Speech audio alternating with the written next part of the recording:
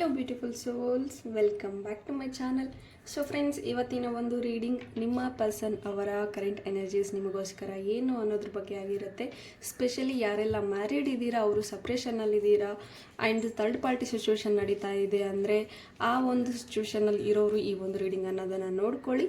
Okay, so video general reading ಆಗಿರುತ್ತೆ, ನಿಮ್ಮ ಜೊತೆ ರೆಸ್ನೇಟ್ ಆದರೆ ಮಾತ್ರ ತೊಗೊಳ್ಳಿ. ಹಾಗೆ ಟೈಮ್ಲೆಸ್ ರೀಡಿಂಗ್ ಆಗಿರುತ್ತೆ. ಯಾವಾಗ ಸ್ಕ್ರೀನ್ ಮೇಲೆ ನೋಡ್ತೀರಾ ಆವಾಗ ಇದು ನಿಮಗೆ ರೆಸ್ನೇಟ್ ಆಗುವಂಥದ್ದು. ಓಪನ್ ಮೈಂಡೆಡಿಂದ ಈ ಒಂದು ರೀಡಿಂಗ್ ಅನ್ನೋದನ್ನು ನೋಡಿ, take what resonates to you. And personal reading ಯಾರಿಗೆಲ್ಲ ಬೇಕೋ ಡಿಸ್ಕ್ರಿಪ್ಷನಲ್ಲಿ ಇರುವಂತಹ ನಂಬರ್ಗೆ ನೀವು ಕಾಂಟ್ಯಾಕ್ಟ್ ಮಾಡಬಹುದು. And guys, coming Sunday, next Sunday ನಾನು ಆನ್ 24th ನಾನು ಮನಿ ವೆಬಿನಾರ್ನ ಮಾಡ್ತಾ ಇದ್ದೀನಿ. ಓಕೆ, ಮನಿ ವೆಬಿನಾರ್ ವರ್ಕ್ಶಾಪ್ನ ಮಾಡ್ತಾ ಇದ್ದೀನಿ. ನಿಮಗೆ ಇಂಟ್ರೆಸ್ಟ್ ಇದ್ದರೆ, ಫಿನಾನ್ಷಿಯಲಿ ಇಂಡಿಪೆಂಡೆನ್ಸ್ ನಿಮಗೆ ಬೇಕು ಅಂದರೆ ಡೆಫಿನೆಟ್ಲಿ ನೀವು ಜಾಯ್ನ್ ಆಗಬಹುದು ಅಂತ ಹೇಳ್ತೀನಿ. ಆ್ಯಂಡ್ ಸೊ ಯಾರಿಗೆಲ್ಲ ಕ್ರಿಸ್ಟಲ್ಸ್ ಬೇಕೋ ಅವರು ಡಿಸ್ಕ್ರಿಪ್ಷನ್ಲಿರುವಂಥ ನಂಬರ್ಗೆ ನೀವು ಕಾಂಟ್ಯಾಕ್ಟ್ ಮಾಡಬಹುದು. ನನ್ನ ಹತ್ರ rose quartz and citrine amethyst ಇದೆ. ಸೊ ನಿಮಗೆ ಏನಾದರೂ ಇಂಟ್ರೆಸ್ಟ್ ಇದ್ದರೆ, ಕ್ರಿಸ್ಟಲ್ ವೇರ್ ಮಾಡೋದ್ರಲ್ಲಿ ಇಂಟ್ರೆಸ್ಟ್ ಇದೆ, ಎಸ್ ಐ ಆಮ್ ಇಂಟ್ರೆಸ್ಟ್ ಅಂದರೆ you can contact me. Okay, so coming back to video, let's start the reading. Guys, again I am telling, open ಮೈಂಡೆಡಿಂದ ಒಂದು reading ನೋಡಿ, take what resonates to you. Okay, so ಯಾರೆಲ್ಲ ಸಪ್ರೇಷನ್ನಲ್ಲಿದ್ದೀರಾ, marriage ಆಗಿದೆ but still ನೀವು divorce ಸ್ಟೇಜಲ್ಲಿದ್ದೀರಾ and ಇನ್ನು ರೀಯೂನಿಯನ್ಗೋಸ್ಕರ ಕಾಯ್ತಾ ಇದ್ದೀರಾ, ನಿಮ್ಮ ಹಸ್ಬೆಂಡ್ಗೋಸ್ಕರ, ನಿಮ್ಮ ವೈಫ್ಗೋಸ್ಕರ ನೀವು ಕಾಯ್ತಾ ಇದ್ದೀರಾ, ಏನು ಅಪ್ಡೇಟ್ ಸಿಗುತ್ತೆ ನಿಮ್ಮ ಒಂದು ಮ್ಯಾರೇಜ್ ರಿಲೇಟೆಡ್ ಅಂತ ಅಂದರೆ ಈ ಒಂದು ರೀಡಿಂಗ್ ಅನ್ನೋದನ್ನು ನೋಡ್ಕೊಳ್ಳಿ. So let's start.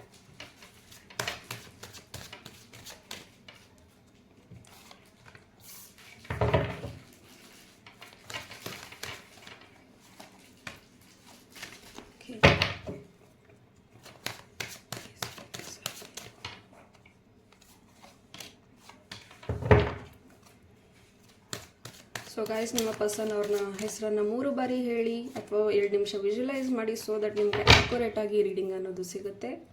Okay, bottom of the card 9 of cups ಬಂದಿದೆ.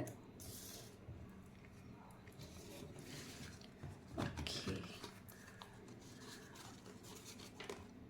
So guys, 3 of wands, 3 of swords, sorry, 8 of wands, 6 of pentacles, king of pentacles. ತುಂಬ ವರ್ಷದಿಂದ ಕಾಯ್ತಾ ಇದ್ದೀರಾ ನಿಮ್ಮ ಪರ್ಸನ್ಗೋಸ್ಕರ, ರಿಯೂನಿಯನ್ಗೋಸ್ಕರ ತುಂಬ ವರ್ಷದಿಂದ ಕಾಯ್ತಾ ಇದ್ದೀರಾ ಅಂತ ಹೇಳಬಹುದು. ಬಟ್ ಸ್ಟಿಲ್ ಈ ಪರ್ಸನ್ ವಾಪಸ್ ಬಂದು ಮತ್ತೆ ನಿಮ್ಮನ್ನ ಕರ್ಕೊಂಡು ಹೋಗ್ತಾರೆ, ಕಮಿಟ್ಮೆಂಟ್ ಕೊಡ್ತಾರೆ ಅನ್ನೋದು ತುಂಬಾ ದೂರದ ಮಾತು ಅಂತ ಹೇಳ್ಬೋದು. ಬಿಕಾಸ್ ಸ್ಟಿಲ್ ಈ ಪರ್ಸನ್ಗೆ ಇನ್ನೂ ನಿಮ್ಮ ಹತ್ರ ಬರೋದಕ್ಕೋಸ್ಕರ ಯಾವುದೇ ದಾರಿಗಳಾಗಲಿ ಅಥವಾ ಮನಸ್ಸಾಗಲಿ ಈ ಪರ್ಸನ್ಗೆ ಇಲ್ಲ ಅಂತ ಹೇಳಬಹುದು. ಏಸ್ ಆಫ್ ಸಾರ್ಟ್ಸ್ ಬಂದಿದೆ, ಬಟ್ ನೀವು ಒಂದು ಹೋಪಲ್ಲಿ ನೀವಿದ್ದೀರಾ. And 6 of swords, death card.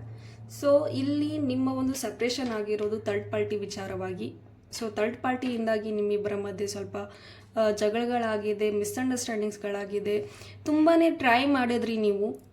Okay, move on ಆಗಬೇಕು ಅಂತ ಟ್ರೈ ಮಾಡಿದ್ರೂ ಸಹ ಮೂವ್ ಆನ್ ಆಗೋಕ್ಕಾಗ್ತಾ ಇಲ್ಲ. ಜಸ್ಟ್ ಬಿಕಾಸ್ ಎಲ್ಲೋ ಒಂದು ರೀತಿಯಲ್ಲಿ ನೀವು ಫಿನಾನ್ಷಿಯಲಿ ಸ್ಟೆಬಿಲಿಟಿ ಇಲ್ಲ. ಇವಾಗ completely depend on your person ಅಂತ ಬರ್ತಾ ಇದೆ. ನೀವು ಅವ್ರ ಮೇಲೆ ತುಂಬಾ ಡಿಪೆಂಡ್ ಆಗಿದ್ರಿ. ಎಲ್ಲ ವಿಚಾರದಲ್ಲೂ ಅವ್ರಿಗೋಸ್ಕರ ನೀವು ಡಿಪೆಂಡ್ ಆಗಿದ್ರಿ, ಅವರೇ ಎಲ್ಲ ಅನ್ನೋ ಒಂದು ನಂಬಿಕೆಯಲ್ಲಿ ನೀವಿದ್ರಿ.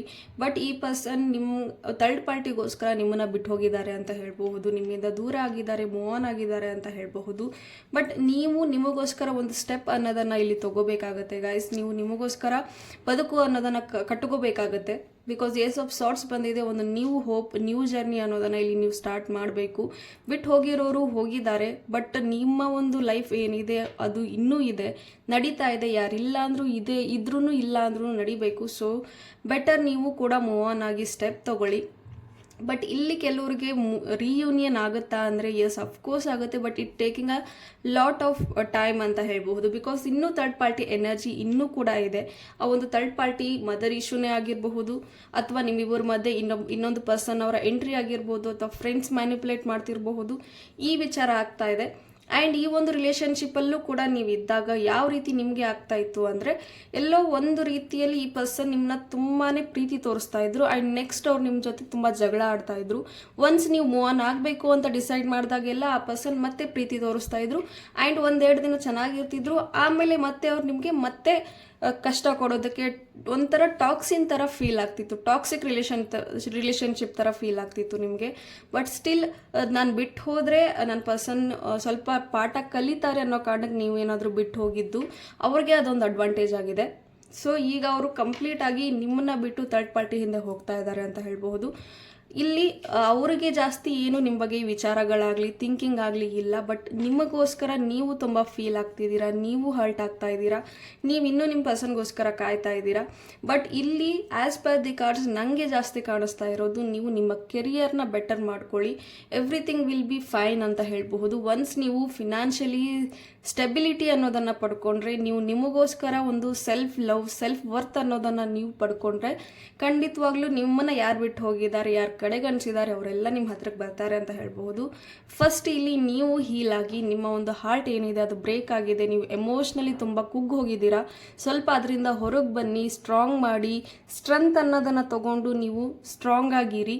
ಡೆಫಿನೆಟ್ಲಿ ಆ ಪರ್ಸನ್ ಯಾರಿಗೋಸ್ಕರ ವೇಟ್ ಮಾಡ್ತಾ ಇದ್ದೀರಾ ವಿತಿನ್ 9 ಮಂತ್ಸಲ್ಲಿ ಆ ಪರ್ಸನ್ ಬರ್ತಾರೆ. Okay, because time changes, time heels everything. Death card ಬಂದಿದೆ. ಸೊ ಎಲ್ಲ ಪ್ರಾಬ್ಲಮ್ಗೂ ಒಂದು ಎಂಡ್ ಅನ್ನೋದು ಬರುತ್ತೆ, ಎಂಡಿಂಗ್ ಪ್ರಾಬ್ಲಮ್ಸ್ ಅನ್ನೋದಿದೆ.